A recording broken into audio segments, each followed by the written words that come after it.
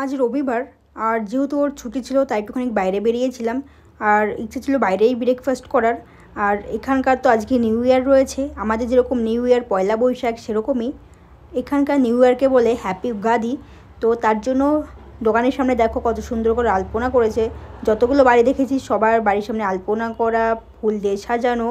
আর তারপর আমরা এখানে যে মন্দির ছিল মন্দিরটা দর্শন করে এসে এখান থেকে ব্রেকফাস্ট করে নেব। হাত মুখ ধুয়ে এসে টেবিলে বসার সঙ্গে সঙ্গে দিয়ে দিয়েছে কলার পাতা।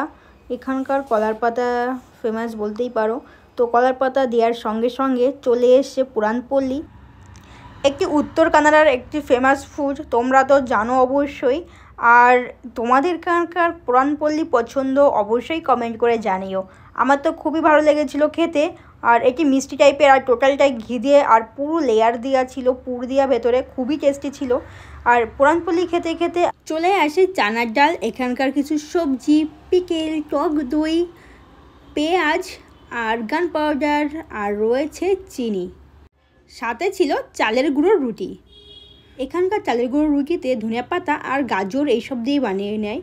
তো আমার তো খুবই ভালো লেগেছিলো। তোমাদের কার কার চালের গুঁড়োর রুটি ভালো লাগে অবশ্যই কমেন্ট করে জানিও। রিজনেবল প্রাইসের মধ্যে সকাল সকাল এরকম যদি ব্রেকফাস্ট হয় খুবই ভালো লাগে। আর এই ভিডিওটা এই পর্যন্তই রয়েছে, দেখা হচ্ছে পরের ভিডিওতে।